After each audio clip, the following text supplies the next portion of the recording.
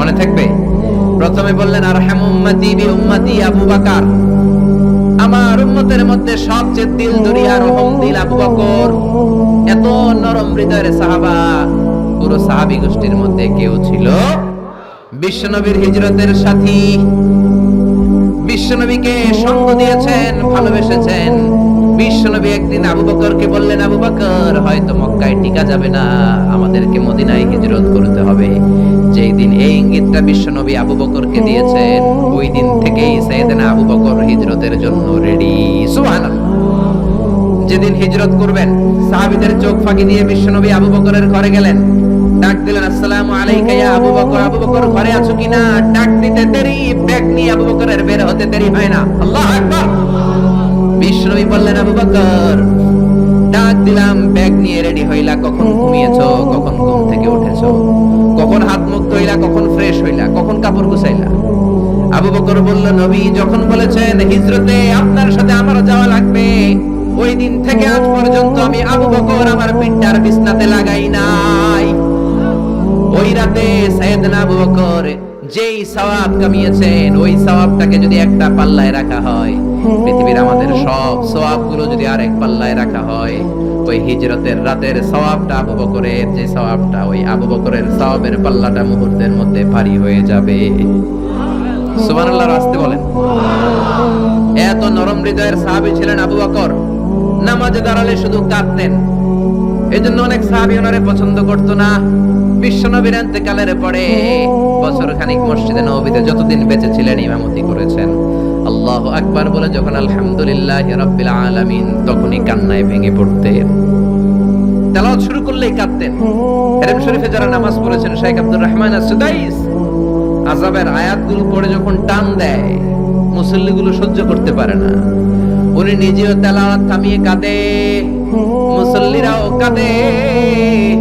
হেরেমের চারদিকে কান্নার রোল পড়ে যায়, চিৎকারের রোল পড়ে যায়, শুধু কান্নার কান্না, শুধু কান্না। সাইয়েদনা আবু বকর যখন নামাজে দাঁড়াতেন শুধু কাঁদতেন। বুখারীর বর্ণনা, রজুলুন আসিফ, নরম হৃদয়ের লোক ছিলেন। আই রাকিকুল কলবি ওয়া সারিউল বুকা, এত অন্তর নরম, নামাজে দাঁড়ালেই কাঁদতেন। দিন দুনিয়ার কোনো হুঁশ তার থাকতো না। কিন্তু আমরা নামাজে দাঁড়ালে দিন দুনিয়ার খেলার হিসাব আছে না নাই? বাজারের খবর আছে না নাই? জি বাংলা আছে না নাই? সারা দিনে যেটা মনে পড়ে না, নামাজে দাঁড়ালে ওটা মনে পড়ে, ঠিক কি না? আমরা নামাজে দাঁড়িয়ে এইভাবে শেয়ার বাজার বাড়লো না কমলো? সাকিব আল হাসান আউট হয়েছে না ছক্কা মারছে? কে জিতলো? কুমিল্লা জিতলো নাকি কি ভিক্টোরিয়ান্স, রয়টার্স কি যেন আছে, আমি তো বুঝিও না অনেকগুলা। কে জিতলো কে হারলো? হিন্দি সিরিয়াল শুরু হলো নাকি আমার দল জিতলো না হারলো, এরকম টেনশন আছে না নাই? আর সাইয়েদনা আবু বকর যখন নামাজে দাঁড়াতেন, দাঁড় দাঁড় করে চোখের পানি দিয়ে দাড়ি ভিজে যেত, চোখের পানিতে দাড়ি ভিজে যেত। সাহাবারা বললেন, ও নবী, আমাদের নামাজে মন থাকে না। বিশ্বনবী বললেন, সল্লু সালাতা মুআদ্দিআ, বিদায়ী নামাজ পড়ো, মনে করবা আজকের নামাজটাই আমার জীবনের শেষ নামাজ, তাইলে তোমার মন আর কোনো দিকে ছুটবে। আজকে এখন বাজে 11টা, যদি বলা হয় রাত 2টার দিকে আপনার মরণ, খুশ থাকবে? সবাই মাহফিল থেকে দিবেন দৌড়, আমার মরণ 2টার দিকে। আহা, 2টার দিকে মরণ, জীবনের কোনো গ্যারান্টি নাই। যদি আপনার বলেই দেওয়া হয় 2টার দিকে আপনার মরণ, এখন তুমি 2 রাকাত নামাজ পড়ো, এটাই শেষ নামাজ, ওই দিনের নামাজটা আপনি কত সুন্দর করে পড়বেন।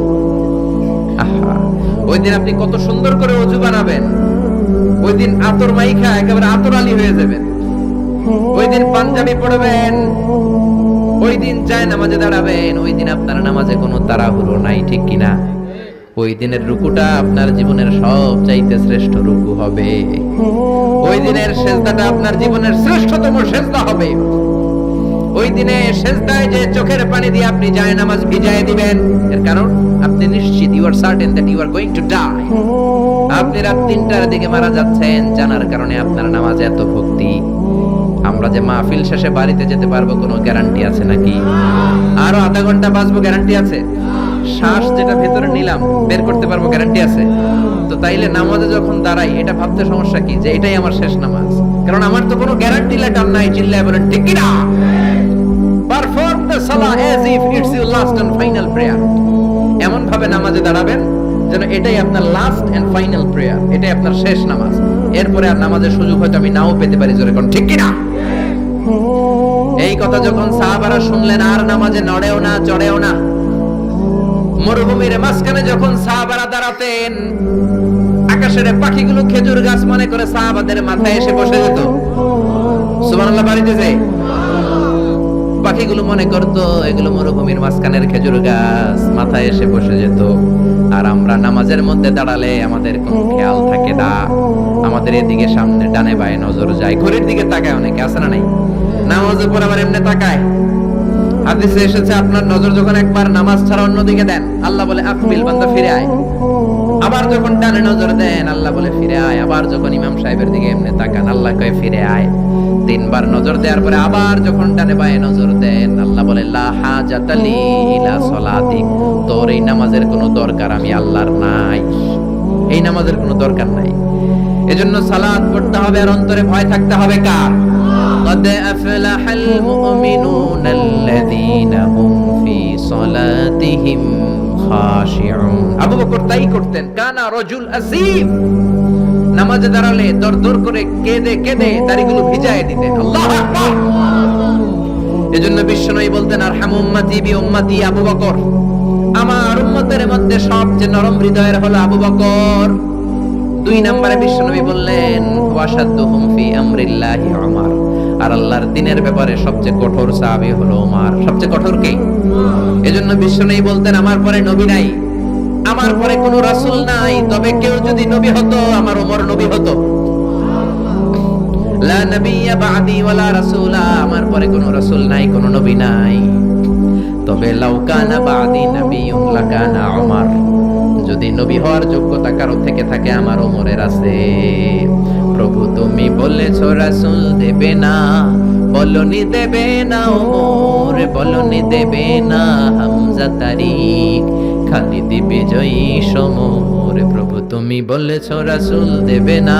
আল্লাহু আকবার। এই ওমরের মতো যদি লাঠির বাড়ি দেওয়া যেত, উনি নামাজেও লাঠি নিয়ে দাঁড়াতেন। আমাদের ইমাম সাহেবরা কিবলামুখী, আর পিছন থেকে একামত দেয় আল্লাহু আকবার, আল্লাহু আকবার, আশহাদু আল্লা ইলাহা ইল্লাল্লাহ, আশহাদু আন্না মুহাম্মাদার রাসূলুল্লাহ, হাইয়া আলাস সালাতি হাইয়া আলাল ফালাহ, قد قامت الصلاة قد قامت الصلاة, আল্লাহু আকবার, আল্লাহু আকবার, লা ইলাহা ইল্লাল্লাহ, আল্লাহু আকবার। সৌদি স্টাইলে একটু একামত শোনাই দিলাম। আমরা তো দুই বাক্যে বলি, আর এক বাক্যেই বলে। ইমাম সাহেব কিবলামুখী হয়ে দাঁড়ায় আর মুয়াজ্জিন একামত দেয়। ওমরের সুন্নাত, বিশ্বনবীর সুন্নাত এটা ছিল না। ওমরে ফারুক মুসল্লিদের দিকে হয়ে দাঁড়াতেন। ওমরে ফারুকের হাতে থাকতো একটা লাঠি, যার কাটার বাঁকা লাঠির দিয়ে পায়ের উপরে বাড়ি আছে না নাই? এইরকম বাড়ি মেরে মেরে যদি সোজা করা যেত, কাতারে গ্যাপ থাকতো না। বিশ্বনবী বলতেন ওয়াসাদুল খালাল, হাযু বাইনাল মানাকিবি ওয়াল আকদাম, এইটার সাথে ওইটা মিলাও। এই সাহাবী তার কাঁধের সাথে এই সাহাবীর কাঁধ মেলাতো, এই সাহাবীর কাঁধের সাথে এই সাহাবীর কাঁধ মেলাতো, এই সাহাবীর ডান পায়ের সাথে ওই সাহাবীর বাম পা, এই সাহাবীর বাম পায়ের সাথে ওই সাহাবীর ডান পা। বুনিয়ানুম মারসুস, সীসা ঢালা প্রাচীরের মতো। নবীর কেউ অ্যাটাক করতে আসলেও যেন আধা ঘন্টা লাগে এই প্রাচীর ভাঙা আসতে, জোরে কোন ঠিক কিনা? এই জন্য সাহাবীদের জামা সবার আগে এই দিক দিয়ে ছিটতো, ধাক্কাধাক্কির কারণে নামাজে টাইট হয়ে তারা দাঁড়াতো। সাইয়েদনা ওমরে ফারুক লাঠি দিয়ে কাতার সোজা করে দিতেন। কারো যদি কাতার বাঁকা হতো লাঠি দিয়ে মারতেন, এই সোজা করো। এই জন্য লাঠিরও দরকার আছে না নাই? আবু বকরের মতো নরম হৃদয়ের সাহাবা যেমনি দরকার, ওমরের মতো গরম দুই একটারও দরকার আছে না নাই? আমরা সারা জীবন ওয়াজ করলেও আপনারা নামাজি হবেন না, এটা জানি। যাদের নসিব ভালো দু চারজন হবেন, বেশিরভাগই বেনামাজি। আমি সারা জীবন যদি মাদক নিয়ে ওয়াজ করি, গাঞ্জা খাওয়া বন্ধ হবে? কিন্তু প্রধানমন্ত্রী যদি বলে কালকে থেকে কেউ যদি ইয়াবা টানে, জাগার মধ্যে ওর পিঠের মধ্যে 100 বেত, 10,000 টাকা জরিমানা, 10 বছরের জেল। ইয়াবা বাবা পাওয়া যাবে? আর গাঞ্জা বাবা থাকবে? বাংলাদেশ থেকে গাঞ্জা নাই। প্রধানমন্ত্রী যদি বলে নামাজ না পড়লে 10,000 টাকা জরিমানা, এক ওয়াক্ত ছাড়বি 10,000 টাকা দিবি, বাংলাদেশের সব মানুষ মুসল্লি হয়ে যাবে। এজন্য বিশ্বনবী বলতেন ইন্নাল্লাহা লা ইয়াযাউ বিল কুরআন, আল্লাহ কোরআন দিয়ে যেটা সমাজে করান না, ইয়াযাউ বিস সুলতান, এটা ক্ষমতা দিয়ে করান। ঠিক কি না? প্রধানমন্ত্রী ক্ষমতার মসনদ থেকে মাইরের ঘোষণা দিবে আর আমরা ওয়াজ কইরা যাই। ওয়াজ আর মাইরের সমন্বয়ে ইসলাম কায়েম করবে কে? আল্লাহ। শুধু ওয়াজ দিয়ে ইসলাম কায়েম হবে? ওমরে ফারুক তাই করতেন, লাঠি দিতেন, লাঠি দিয়ে সোজা করে দিতেন। এজন্য শয়তান ওনারে ভয় পেত। বিশ্বনবী বলেন ওয়াল্লাযী নাফসি বিয়াদি, যে আল্লাহর হাতে আমার আত্মা, ওমর ওই আল্লাহর কসম করে বলি, মা সালাকা আশ-শাইতানু সালিকান ফাজ্জান ইল্লা সালাকা ফাজ্জান গায়রা ফাজ্জি, তোমার যদি ইবলিস কোন রাস্তা দিয়ে আসতে দেখে, ইবলিসের বাপের কিনা, ইবলিস ওই রাস্তা থইয়া আরেক রাস্তা দিয়ে হাঁটে। ওমর তোমার যদি শয়তান দেখে তুমি এই দিক দিয়ে আসো, শয়তান জীবনও এই রাস্তা দিয়ে চলবে না, আরেক রাস্তা দিয়ে শয়তান দেয় দৌড়। ও মিয়া, যেই লোকরে শয়তান ডরায় ওই লোকের ঈমানটা কেমন ছিল জোরে বলেন আল্লাহু আকবার। মুনাফিকের বাচ্চারা ভয় পেত ওমরে ফারুককে, জমের ভয়। এমনকি বিশ্বনবীর বিবিরাও ভয় পেত। বিশ্বনবীর বিবিরা মাঝে মাঝে নবীরে ধরতো, ও নবী আমার এইটা লাগবে ওইটা লাগবে। বিশ্বনবী বললেন লাগবে, বললে তালাক দিয়ে দিব, যাও তালাক দিয়ে দেব। ধনী সাহাবীর কাছে যে বিয়ে বসো, আমি নবীর কাছে থাকলে এভাবেই থাকতে হবে। কিন্তু বিবিরাও ছাড়ার পাত্র না। সব বিবিরা একবার বিশ্বনবীরে ধরলেন, ধরে বলে, ও নবী, আয়েশার বাড়িতে যেদিন থাকেন ওই দিন সাহাবীরা বেশি বেশি হাদিয়া পাঠায় কেন? আমাদের ঘরে যেই দিন থাকেন হাদিয়া পাঠায় না কেন? আচ্ছা, ইমাম সাহেবের বাড়িতে কে হাদিয়া পাঠাবে, কি গিফট দিবে তার, এটা কি উনার বিষয়? যিনি দিবে এটা উনার বিষয়, ঠিক কি না? বিবিরা বললেন আমাদের ঘরেও যেন হাদিয়া পাঠায়, আপনি মসজিদে এলান দিয়ে দিন। বিশ্বনবী কয় আমি পারুম না, বিবিরা কয় পারতেই হবে। বিশ্বনবী বললেন না না, আমি এই কথা মসজিদে বলতে পারবো না। বিবিরা বললেন আপনি বলতেই হবে। ইন দা মিন টাইম দরজার বাইরে থেকে কে যেন সালাম দিল, আসসালামু আলাইকুম ওয়া রাহমাতুল্লাহ। বিশ্বনবী বললেন ওয়া আলাইকুম আসসালাম। বিশ্বনবী বুঝলেন সালামটার কারণ না, এটা ওমরের সালাম। বিশ্বনবী সালামের উত্তর দিয়া বিবিদের দিকে তাকায় দেখে একটা বিবিও নাই, সব অন্দরমহলে দৌড়। সুবহানাল্লাহ কইবেন না? এই ভয়টা কিন্তু আবার ডাকাইত দেখলে যেই ভয় ওইটা না, এটাকে আরবিতে বলে হাইবাত। হাইবাতু ওমর, ওমরের হাইবাত এমন ছিল, শয়তান ভয় পেত, মুনাফিকরা জমের মতো ভয় পেত। আমাদের মা উম্মুল মুমিনিন বিশ্বনবীর বিবিরাও ওমরের কে ভয় পেত। সুবহানাল্লাহ। আমরা বাচ্চারা যদি না খায়, খেতে চায় না, আমার এক মেয়ে ছোট্ট খেতে চায় না, গল্প বলে খাওয়াই, আমি এদিক দিয়ে খাওয়াইলে ওদিকে দৌড়, এদিক দিয়ে ধরলে ওদিকে দৌড়। আপনাদের ছেলে মেয়েদের একই অবস্থা, বাচ্চারা খেতে চায় না, ঘুমাতে চায় না। তখন আমরা বলি ঘুমাও না হলে বাঘ আসবে, বাঘ, বিড়াল আসবে, বিড়াল। আপনারা কি কন? আর ওরাতে হ্যাঁ বিলাই আইব, কুত্তা আইব। আমরা বলি কুকুর আসবে, বিড়াল আসবে, ঘুমাও ঘুমাও। বাচ্চারা তখন ভয়ে ঘুমায়। ওমর ফারুক যখন মদিনার গভর্নর, মদিনার প্রেসিডেন্ট, মদিনার মায়েরা বিড়াল আর বাঘের ভয় দেখাতো না। বাচ্চারা যখন মদিনাতে খেতে চাইতো না, ঘুমাতে চাইতো না, মদিনার মায়েরা বলতো তাড়াতাড়ি ঘুমাও, ওই যে ওমর আসতেছে, ওমর। চিৎকার করে পড়েন আল্লাহু আকবার। সবার জন্য সমান নীতি। 10 বছরে গোটা বিশ্বের অর্ধেক ক্যাপচার, পৃথিবীর অর্ধেকটা ক্যাপচার করলেন সাইয়েদনা ওমর। নিজ হাতে পিটিয়ে নিজের ছেলেকে বেহুশ করেছেন, আরেক বর্ণনায় আছে পিটিয়ে ছেলেটাকে নিহত করেছেন। যদি বর্ণনাটা দাইফ, কিন্তু আমাদের জন্য শিক্ষা আছে বর্ণনায়। হঠাৎ একবার ঘরে ঢুকলেন, ওই ছেলের নাম ছিল আবু শাহমা, মূল নাম আব্দুর রহমান। ওনার বিখ্যাত যে ছেলে আব্দুল্লাহ ইবনে ওমর, উনি আরেকজন। আরেক ছেলে ছিল আব্দুর রহমান, মারুফুন বিআবি শাহমা, সবাই তারে ডাকতো আবু শাহমা বলে। একদিন ঘরে ঢুকে দেখে মদের গন্ধ পাওয়া যায়। আবু শাহমারে বললেন, ইয়া আবা শাহমা আশারিবতা খামরান, মদ খাইছস? কয় না আব্বা, শারিবতু নাবিজান, নাবিজ খেয়েছি। খেয়াল রাখবেন মদ হারাম, মদ খেলে আসিবেন, কিন্তু নাবিজ খাওয়া হালাল। নাবিজ হচ্ছে আরব দেশেরা খায়, সাদা দুধের মধ্যে রাতে শক্ত খুরমা যদি 5টা ফেলে রাখেন, সকালে ওইটা দেখবেন দুধের রং আর সাদা নাই, খুরমার রস টেনে দুধটা লাল হয়ে গেছে। এটা খেলে স্বাস্থ্যের জন্য আরব দেশে খুব ভালো, কিন্তু এটা রাতে ভিজাইলে সকালেই খাইতে হবে। এটা যদি 3 দিন রেখে দেন, 4 দিন রেখে দেন, এটা তারির মতো মদ হয়ে যাবে, মাতলামি হবে, খাওয়া যাবে না। ওমরের ছেলে ওই মজাটা নেয়ার জন্য 4 দিন ভিজায় রাখছে, তারপরে নাবিজ নামক মদ খেয়েছে। ওমর বললেন, মদ খাইছস নাকি? আবু শাহমা বলে, খাই নাই। ওমর বললেন, তাআলা ইলে, এদিকে আয়, ইফতাহ ফামাক, মুখ খোলো। মুখ খোলার পরে গন্ধ নিয়ে দেখে নাবিজ মাখানো মদের গন্ধ পাওয়া যায়। কোনো কথা নাই, কলারটা ধরলেন। টানতে টানতে মসজিদে নববীর বারান্দার পিলারে নিয়ে বাঁধলেন। জোরের আজান হলো, নামাজ পড়লেন, নামাজের পরে সালাম ফিরালেন। সালাম ফেরানোর পরে বললেন মাকানাকুম ইনদানা হাদ। নামাজের পরে সুন্নাত পরে সবাই বসবেন, একটা বিচার আছে। এই গুরুদণ্ড, এটাকে আরবিতে বলে হাদ, প্লুরাল হচ্ছে হুদুদ। সবাই যখন ওযু করে ঢুকতেছিল বারান্দায় দেখে ওমরের ছেলে বাধা। সবার চিন্তা, হায় হায় কি ঘটনা ঘটলো, প্রেসিডেন্টের ছেলে পিলারের মধ্যে বাধা কেন? নামাজের পরে হাজার হাজার সাহাবী সবাই বলল খলিফা কি হয়েছে, মাল আমর, হোয়াট হ্যাপেন্ড? ওমরে ফারুক বললেন এইটাই নাবিজ খেয়েছে, তবে এটা মদ হয়ে গেছিল, এখন 80 বেদ দিব। কানাঘুষা কানাঘুষা, হাজার হাজার সাহাবী। কেউ কেউ বলল খলিফার ছেলে তো মনে হয় মারবে না, ধমক দিয়ে ছেড়ে দিবে। এরকম কিছু বিচার দেশে আছে না নাই? মিলায় দেয়, ঘুষ খায়া ছাইরা দেয়। এমপির গোলা হইলে 7 খুন মাফ, চিল্লা এখন ঠিক না? কেউ বলে না ওমর ছাড়ার পাত্র না, তবে 80টা মারবে না, 40টা দিবে অ্যাটলিস্ট। কয়টা?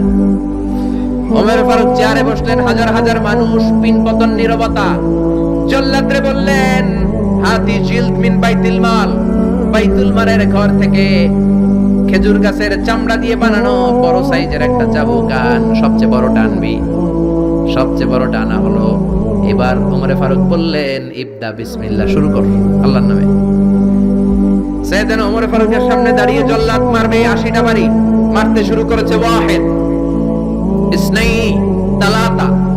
3 বাড়ি মারার পরে ওমরে ফারুক জল্লাদকে দিলেন এক থাপ্পড়। 3 হাত দূরে যে পড়লো জল্লাদ। জল্লাদের হাত থেকে চাবুক তুলে ধমক দিলেন, তুই কি চাবুক মারোস নাকি চাকরি বাঁচাস? আস্তে মারলি কেন? আসলে আস্তে মারে নাই, দেহের যত জোর ছিল। ওমরের হুকুম তামিল করবে না এরকম জল্লাদ মদিনায় ছিল না, জোরে কোন ঠিক কিনা? যত জোর ছিল তত জোরে মেরেছে, কিন্তু ওমরের পছন্দ হয় নাই। ওমর বললেন ইনদাকা তালাতা ইনদি ওয়াহিদ, তোর হিসাবে 3টা, আমার হিসাবে মায়ের হইছে 1টা। আমি 2 নাম্বার থেকে শুরু করব। 2 3 মারতেছে কে? মদিনাতে উনারসে পালোয়ান আর কেউ নাই।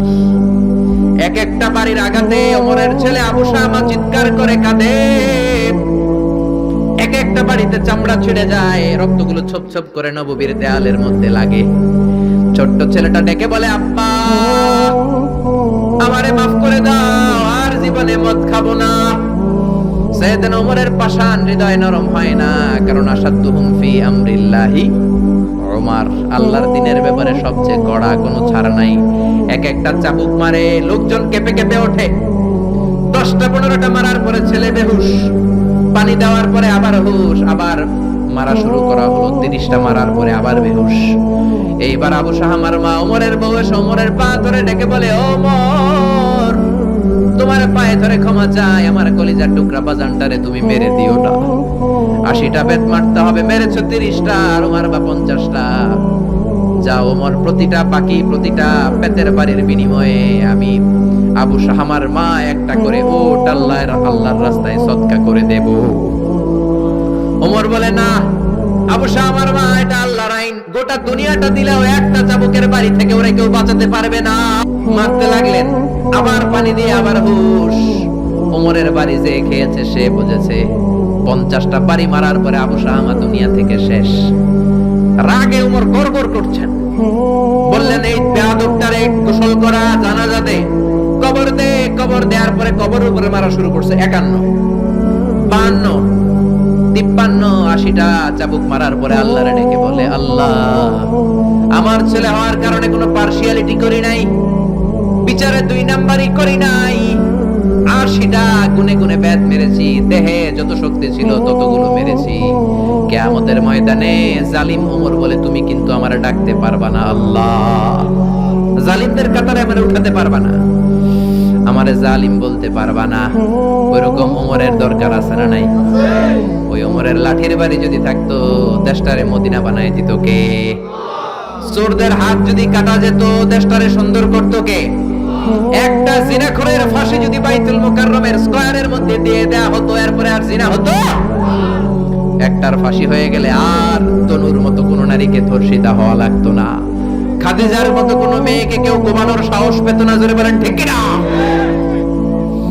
একটা চোরের হাত জুমার নামাজের পরে বাইতুল মুকাররমের স্কয়ারের সামনে যদি কেটে দেয়া হয় আর কোনো চোর পাওয়া যাবে নাকি?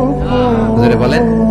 তবে আমসোর, জামসোর, কলাসোর ওই চোর না, যেই চোরগুলো বড় বড় জিনিস চুরি করে, ব্যাংক চুরি করে, দেশের টাকা চুরি করে, এক কলমের খোঁচায় 1000 কোটি টাকা চুরি করে, ওই চোরদের হাত কাটতে হবে। শেয়ার বাজার খায়া ফেলায়, হলমার্ক খায়া ফেলায়, দেশের টাকা খায়া ফেলায়, সুইজারল্যান্ডে সব টাকা পাঠায়, এরকম বড় বড় চোর আছে না নাই? ইসলামী বিচার যদি শুরু হয় আগে বড় চোরদের বিচার দিয়ে শুরু হবে। চিল্লায় বলেন ঠিক কি না? এজন্য বিশ্বনবী বলতেন আসাদুহুম ফি আমরিল্লাহি উমর, আল্লাহর বিধান বাস্তবায়নে সবচেয়ে কঠোর ছিল ওমর। এক নারী এসে বলল, ওমরে ফারুক, আমার স্বামী আমারে তালাক দিয়েছে 100টা। কয়টা? শুনতেছেন? একটু জিমাই গেলেন মনে হয়। আমার স্বামী আমাকে 100 তালাক দিয়েছে। কয় তালাক? আসলে দিতে হবে কয় তালাক? তাও একটা একটা করে, ঠিক কিনা? ওমরে ফারুক ডেকে আনলেন, স্বামীরাও আনলেন, বউরে আনলেন। ও স্বামী, কয় তালাক দিছো? কয় 100টা দিছি। ওমরে ফারুক বললেন, তালাক হচ্ছে মিন শাআইরিল্লাহ, এটা আল্লাহর নিদর্শন। আল্লাহর নিদর্শন নিয়ে ফাইজলামি করার অনুমতি তোরে দিছে কে? 3 তালাকে তোর বউ তালাক, বাকি 97 তালাক তোর পিঠের উপরে পড়বে। সুবহানাল্লাহ বাড়িতেছে। বউরে 100 তালাক দিছে 1 টাকায়। ওমর ফারুক বললেন, 3 তালাকে তোর বউ তালাক, বাকি 97 তালাক তোর পিঠে। এজন্য লাঠির দরকার আছে না নাই? ওমর ফারুক জোহরের নামাজের ইমামতি করলেন। নামাজের পরে দেখলেন একদল লোক গোল হয়ে বসে জিকির করে। আসরের পরেও দেখলেন গোল হয়ে জিকির করে। মাগরিবের পরে দেখলেন সব লোক কাজে চলে যায়, ওই একদল লোক জিকির করে। ওমর ফারুক বললেন, মান আনতুম, তোমরা কারা? কয় নাহনু আল মুতাওয়াক্কিলুনা আলাল্লাহ, আমরা আল্লাহর উপর তাওয়াক্কুলকারী। তো কাজ বাজ নাই, খালি জিকির করো। খাও দাও কিভাবে? কয় আমাদের জিকির দেখে লোকজন খানা দিয়া যায়। ওমর ফারুক বললেন, তাহলে তো তোমরা মুতাওয়াক্কিলুনা আলাল্লাহ নও, তোমরা হচ্ছে আল মুতাওয়াক্কিলুন বা'দুকুম আলা বা'দ, একে অপরের উপর তাওয়াক্কুলকারী। যারা তোমাদের জন্য রুটি নিয়ে আসছে এদের উপর তাওয়াক্কুলকারী। কে বলেছে নামাজের পরে বসতে? ফাইদা কুদিয়াস সালাতু ফান্তাশিরু ফিল আরদ ওয়াবতাগু মিন ফাদলিল্লাহ। নামাজ শেষ তো বের হয়ে যাও, ছাত্র যাবে স্কুলে, জনপ্রতিনিধি যাবে, মেম্বার অফ দ্য পার্লামেন্ট যাবে পার্লামেন্টে, শিক্ষক যাবে কলেজে, যারা ব্যবসায়ী তারা যাবে বাজারে।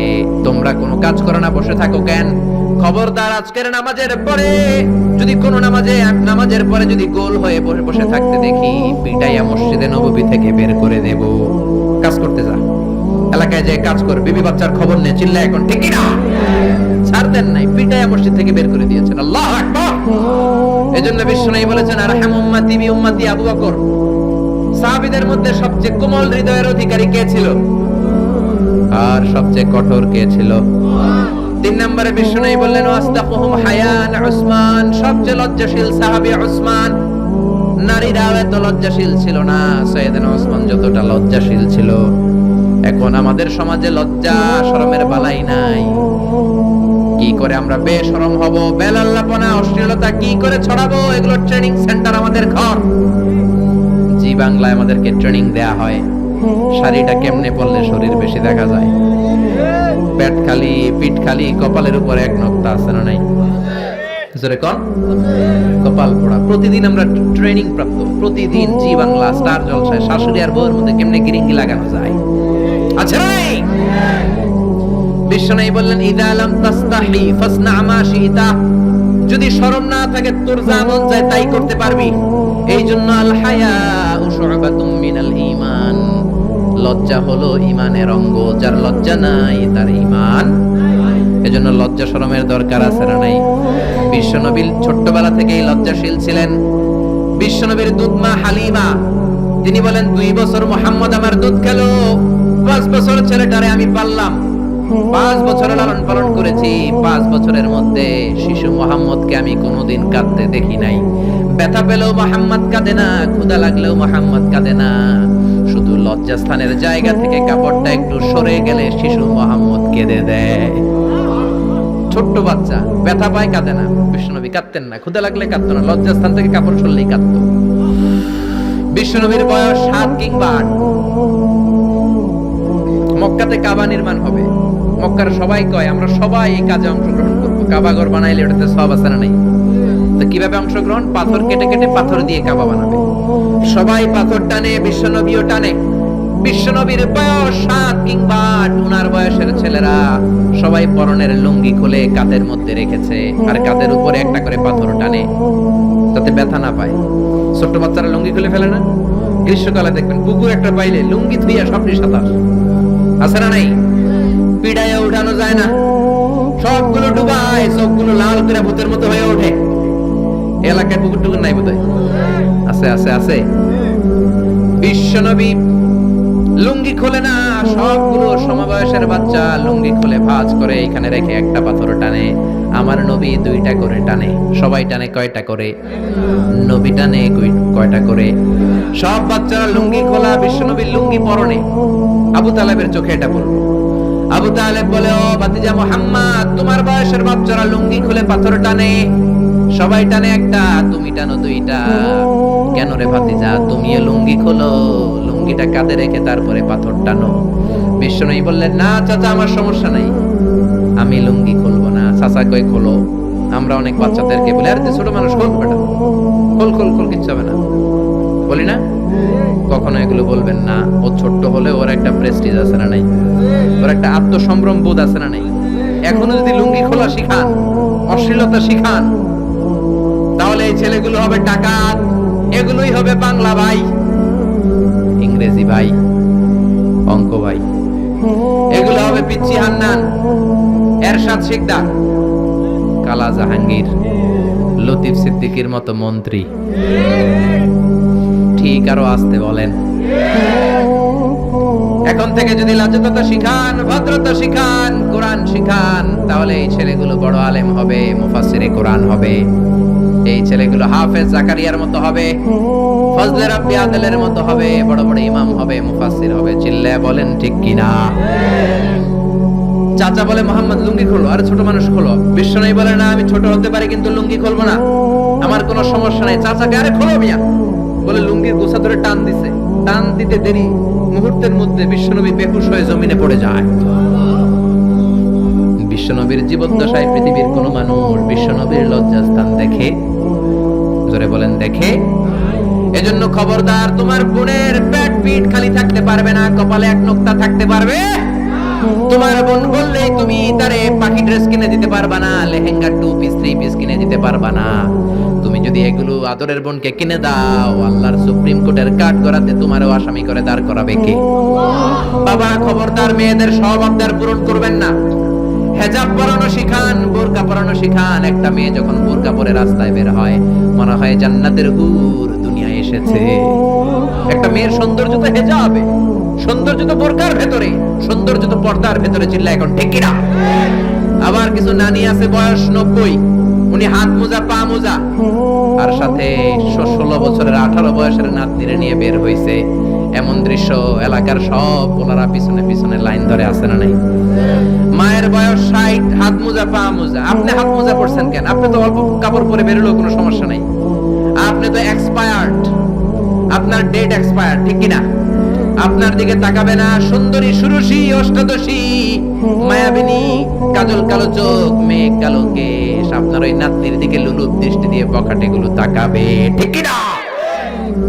এজন্য খবরদার, মেয়েদেরকে পর্দা শিখান, মেয়েদেরকে ভদ্রতা শিখান, মেয়েদেরকে ইসলাম শিখান। ফ্যামিলিটারে জান্নাত বানায় দিতে পারে কে?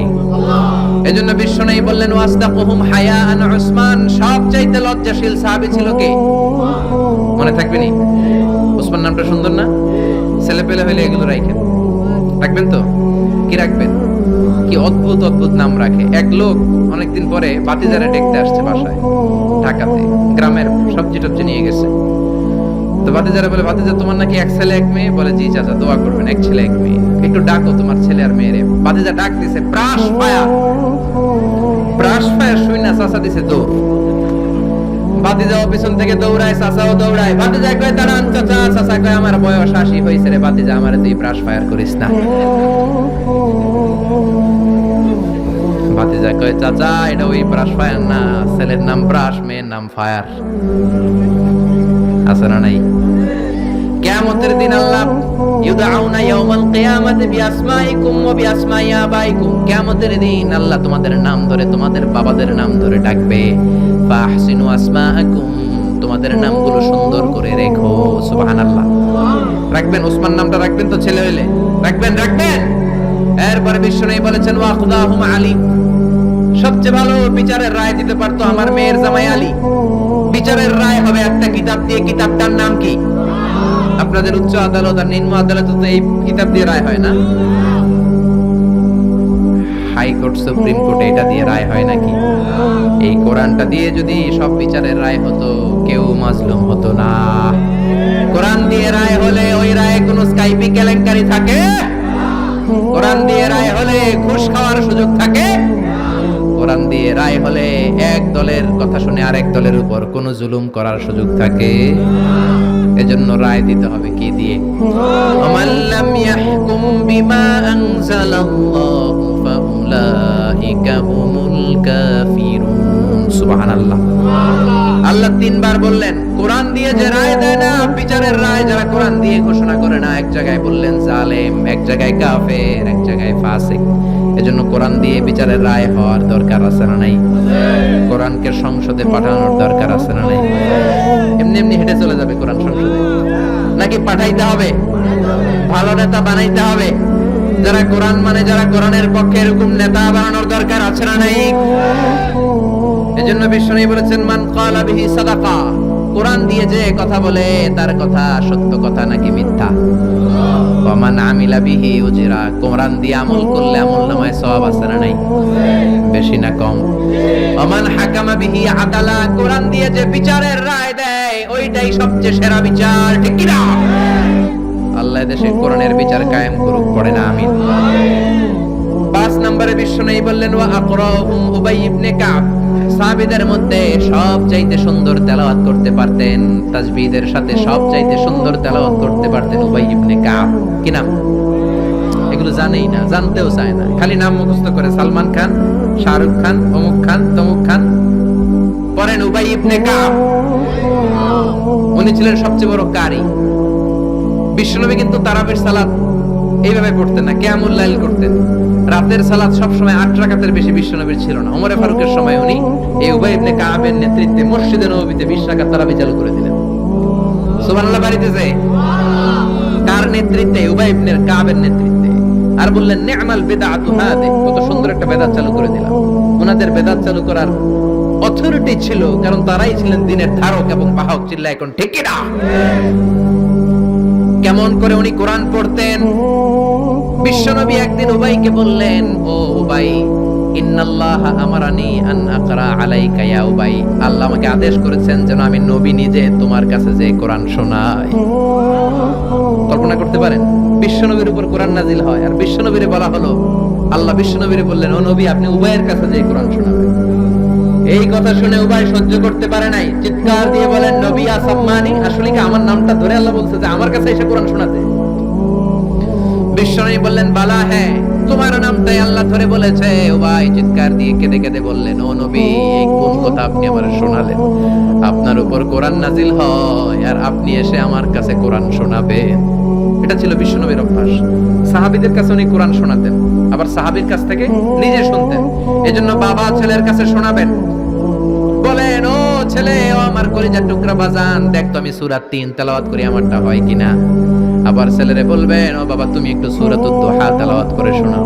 শান্তি আর কি লাগে? What do you mean by peace? What is the definition of peace? শান্তি কি?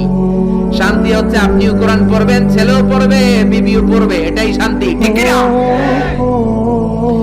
বাবা ছেলেরে কোরআন শোনাবেন, ছেলে বাবারে কোরআন শোনাবা, স্বামী স্ত্রীরে শোনাবেন, স্ত্রী স্বামীরে শোনাবেন, শাশুড়ি বৌমারে শোনাবেন, বৌমা শাশুড়িরে শোনাবেন, তাহলে আর ঝগড়া হবে না, ঠিক কি না? বাবা যদি বলে 3 জন মিলে সূরা ইয়াসিন মুখস্থ শুরু করলেন, 2 দিন পর পর খোঁজ নেন, ও ছেলে, ওরে বাবা তোর কয় আয়াত মুখস্থ হইছে? আমার হইছে 20 আয়াত। ছেলে বলে বাবা তোমার মাত্র 20 আয়াত, আমি তো মুখস্থ করে ফেলছি 30 আয়াত। ছেলেদের মেধা, বাচ্চাদের ব্রেন শার্প হয়, ঠিক কি না? বিবি বলবে আমি রান্নার কারণে বেশি করতে পারি না, আমি করছি 7 আয়াত। এরকম ফ্যামিলি আমরা চাই কি চাই না? ফ্যামিলিটা যদি এরকম হয় আর কি লাগে, ঠিক কি না? এজন্য আকরাহুম লি উবাই, সাহাবীদের মধ্যে সবচাইতে চমৎকার কণ্ঠে কোরআন তেলাওয়াত করত উবাই ইবনে কাব। এইজন্য বেশি বেশি কোরআন তেলাওয়াতের দরকার আছে না নাই? একটা অক্ষর তেলাওয়াত করলে 10টা নেকি দিবে কে? 10টা করে নেকি। একটা করে আয়াত তেলাওয়াত করবেন, জান্নাতে আপনার বিল্ডিং কে এক এক তলা লম্বা করে দিবে কে? পৃথিবীর কোন গ্রন্থের ব্যাপারে এরকম ঘোষণা আছে নাকি? শ্রীমদ ভগবত গীতা তেলাওয়াত করলে এক অক্ষরে কয় নেকি? ওম নমো ভগবতী বাসুদেবায়, কয়টা সওয়াব হইছে? ওম শান্তি বললে কয় সওয়াব? কিন্তু বিসমিল্লাহির রহমানির রহিম বললে আমল নামায় সওয়াব আছে না নাই? পড়বেন প্রতিদিন আমাদের সকাল শুরু হবে কোরআন দিয়ে, জোরে কোন ঠিক কিনা? 6 নম্বরে বিশ্বনবী বললেন ওয়া আ'লামুহুম বিল হালালি ওয়াল হারামি মুআয ইবনে জাবাল। সাহাবীদের মধ্যে হালাল হারামের ব্যাপারে সবচাইতে স্পেশালিস্ট সাহাবী ছিল মুআয ইবনে জাবাল। আমরা এখন হালাল হারাম বাঁচি না, হালাল হারাম সব খাই। সুদ খাই, ঘুষ খাই, যৌতুক খাই, রাস্তার রডও খাই, মসজিদের টিন খাই, ত্রাণের গম খাই, ঠিক কিনা? আছে না নাই? সব খাই। এত ক্ষুধা, রড খায়া ফেলায়, সিমেন্টের বস্তা খায়া ফেলায়, ইটাও খায়া ফেলায়, কেমনে হজম করে আল্লাহই জানে। রাস্তার ইটা নাই, ত্রাণের মালামাল নাই, সব খায়া ফেলাইছে, আছে না নাই? আল্লাহ বলেন সবটা খাইস না, হালালটা খাইস। কোনটা খাইবেন? ইয়া আইয়ুহান নাসু কুলু মিম্মা ফিল আরদি হালালান তাইয়্যিবা। হারামটা খাওয়া যাবে না, হালালটা খাও। হালালে বরকত দিয়েছে কে? হালালে বরকত, হারামে বরকত নাই। আওয়াজ করে উত্তর দেন, গরু খাওয়া হালাল না হারাম? কুকুর খাওয়া হালাল না হারাম? আমরা সবাই বেশি বেশি গরু খাই নাকি কুকুর খাই? কি পরিমাণে যে কসাইয়ের দোকানে জবাই হয়, আর কুরবানির ঈদের সময় জবাই আছে না নাই? বিয়ের অনুষ্ঠানে আছে না নাই? হাজার হাজার গরু জবাই করি, কুরবানির সময় জবাই করি। বাংলাদেশের গরু দিয়ে হয় না, ইন্ডিয়া থেকে আনি। এত গরু খাই, কিন্তু কুকুর একটাও খাই না। আর গাভী বছরে বাচ্চা দেয় কয়টা? কুত্তা দেয় কয়টা? 7টা, 8টা, 10টা, কোনো জন্ম নিয়ন্ত্রণ তো নাই, দেদারসে দিতেছে। তো গরু আমরা খাই, কুকুর খাই না। গরু বাচ্চা দেয় কম, কুকুর বাচ্চা দেয় বেশি। তারপরেও বাংলাদেশের 56,000 বর্গ মাইলের ভিতরে গরু বেশি না কুকুর বেশি? এত গরু খাইলেন, তারপরেও গরু বেশি। কারণ গরু হালাল, হালালে বরকত দিয়েছে কে? কুকুর হারাম, কোনো বরকত নাই। রাস্তাঘাটে হাইওয়েতে কুত্তা পরে মরে থাকে, হাইওয়েতে কোনোদিন গরু মইরা ভেটকে রয়েছে দেখছেন? হালাল, খালি বরকত। আল্লাহু আকবার। এজন্য হালাল খাবেন, হালাল পড়বেন। ইউর ফুড শুড বি হালাল, ইউর ড্রিঙ্ক শুড বি হালাল, your dress up should be হালাল, ইউর এন্টারটেইনমেন্ট শুড বি হালাল। চিল্লা এখন ঠিক কিনা? সব আপনার হালাল হতে হবে, কারণ ইন্নাল্লাহা তাইয়্যিব লা ইয়াকবালু ইল্লা তাইয়্যিবা। আল্লাহ নিজে পবিত্র, পবিত্র ছাড়া কিছু আল্লাহ কবুল করে। হালাল খাওয়ার পরে যে দেহটা আপনি বানালেন, ওই দেহটারে জাহান্নামে ঢুকাবে কে? হারাম দিয়ে আপনি যত দান খয়রাত করেন, কবুল হবে? হারাম টাকা দিয়ে যাকাত দিলে কবুল হবে না, মাদ্রাসা বানালে কবুল হবে না। হারাম টাকা দিয়ে, ঘুষের টাকা দিয়ে অনেকে প্রতি বছর হজ করে হাজি টাইটেল লাগায়।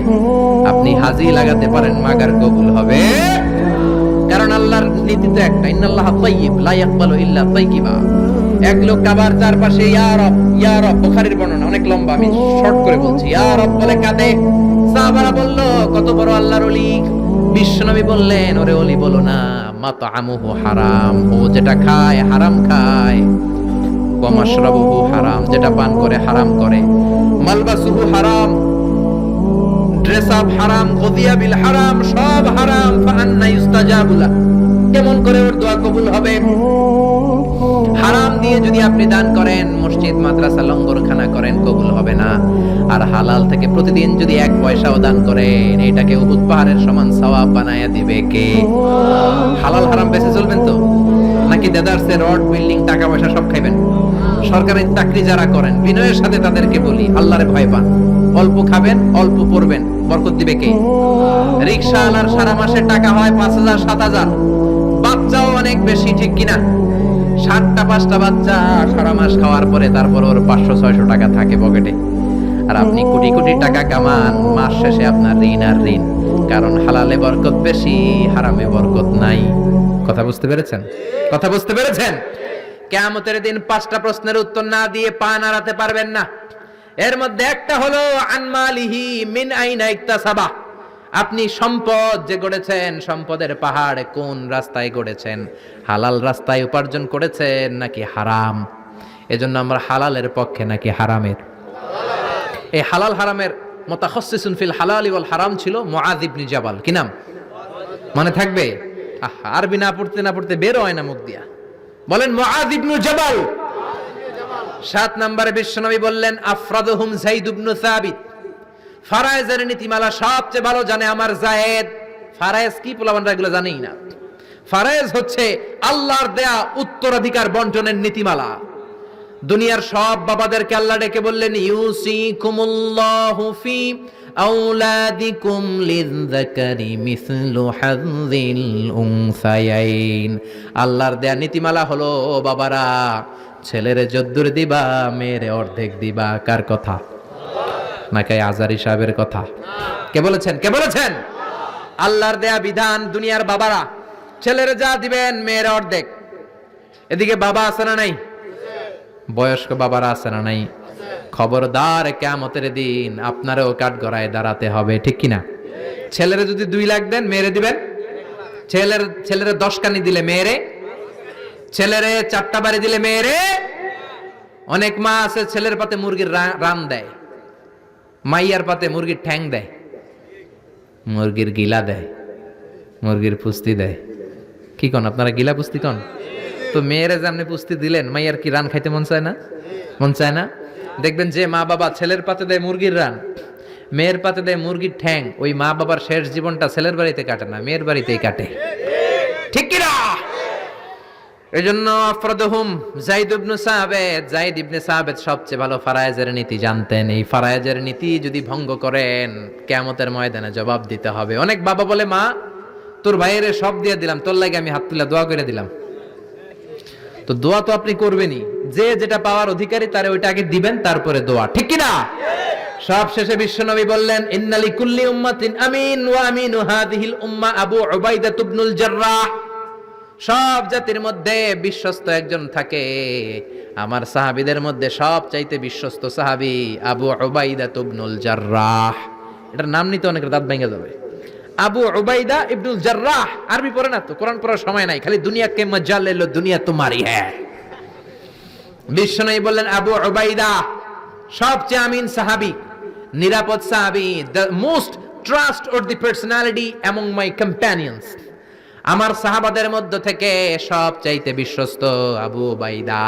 কিছু লোক আছে জান যাবে প্রাণ যাবে কিন্তু আমানতের খেয়ানত করবে না, আছে না নাই? এই জন্য বিশ্বনবী ছিলেন আমানতের জন্য সেরা। সবাই বিশ্বনবীরে ডাকতো আমিন। আমিনের সাথে আলিফ লাম লাগান হয়ে যায় কি? আল আমিন, আস-সাদিক আল আমিন। সবাই বিশ্বনবীর কাছে জমা রাখতো টাকা পয়সা। এক লোক তায়েফে যাবে দল করে আবু জাহেলের। যাওয়ার আগে স্বর্ণের বাক্স এনে বলে, আব্দুল্লাহর বেটা মোহাম্মদ, কয়েক সপ্তাহের জন্য তায়েফে যাব, স্বর্ণের বাক্সটা তোমার কাছে রাখি। বিশ্বনবী বললেন, তুমি না আবু জাহেলের পার্টি করো, ওর কাছে রাখো। ও কয় না, আবু জাহেলের পার্টি করি ঠিক, কিন্তু জমা রাখা যাবে না। আবু জাহেলের কাছে যদি স্বর্ণের বাক্স দেয়া যায়, আইসা দেখবো স্বর্ণ নাই, স্বর্ণের বাক্স নাই। জোরে কোন ঠিক কিনা? এরকম নেতা আছে না নাই? অনেকে নেতার দল করে কিন্তু নেতা পাইলে সব খায়।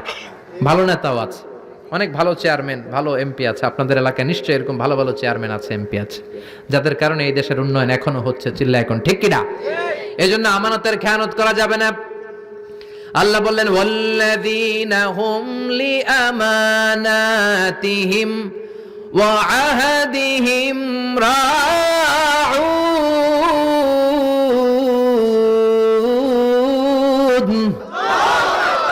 মুমিনের বৈশিষ্ট্য, প্রমিস দিলে প্রমিস ভাঙে না, আমানতের খেয়ানত করে। এজন্য আমরা সবাই আমানতদার হব। রাজি আছেন? রাজি আছেন? বিশ্বনবী বললেন ইদা দুইয়াতিল আমানা ফান্তাজিরিস সাআ। যখন আমানতের খেয়ানত হবে তখনই